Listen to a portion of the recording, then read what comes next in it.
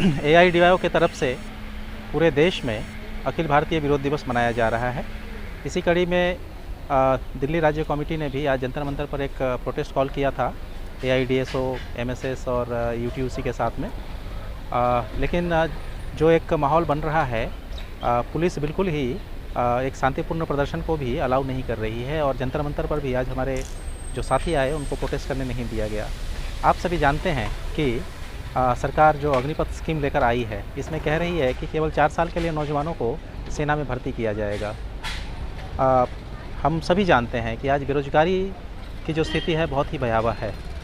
पिछले 45 सालों में बेरोजगारी तो ज़्यादा है ही, साथ ही साथ जो नौजवानों की आत्महत्या की जो दर है वो भी लगातार बढ़ती जा रही है और ये आज किसानों से भी ज़्यादा जो नौजवान नौकरी न मिलने से आत्महत्या कर रहे हैं।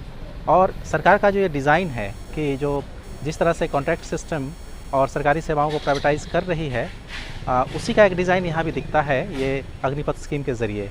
हमने पहले भी देखा कि जो ऑर्डिनेंस फैक्ट्रीज़ जिसमें 70 से 1000 से भी ज़्यादा कर्मचारी नौकरी करते थे, उसमें 100% एफडीआई ला करके उनकी नौकरियों को ख़त्म किया जा रहा है।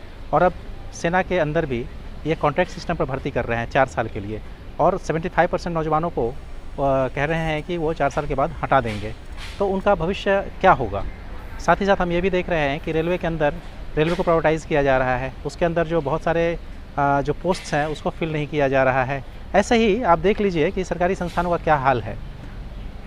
इसलिए हम लोग सभी नौजवानों से अपील कर रहे हैं पूरे देश में इस अवसर पर कि निजीकरण के खिलाफ, कॉन्ट्रैक्ट सिस्टम के खिलाफ, रोजगार की मांग को लेकर एक संगठित आंदोलन की ज़रूरत है।